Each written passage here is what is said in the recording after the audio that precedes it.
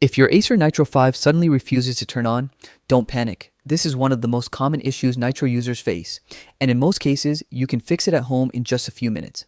Today, I'll walk you through the most effective methods to bring your laptop back to life without opening anything or using tools. First, start with a simple power drain.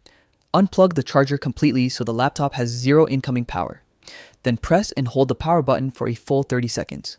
This forces the system to clear any leftover electrical charge that may be stopping it from booting.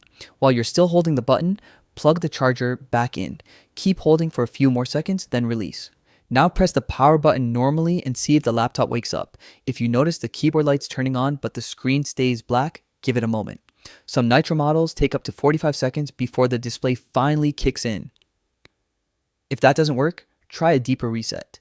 This time, keep the charger connected from the start. Hold the power button for 30 seconds, and while still holding it, unplug the charger. Keep the button pressed for another 30 seconds to fully drain the system.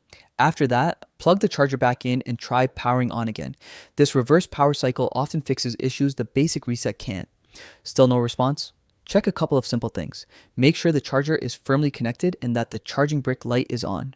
Try a different wall outlet and remove any USB devices or accessories. Sometimes a faulty peripheral can block the boot process. Most Nitro 5 laptops will start working after these steps. But if yours still stays completely dead, the issue may be related to the battery, RAM, or motherboard, and it might be time to contact Acer support or a repair technician. Hopefully this helps you get your Nitro 5 running again. If it did, feel free to drop a comment or let me know what other laptop problems you want explained. Good luck, and thanks for watching.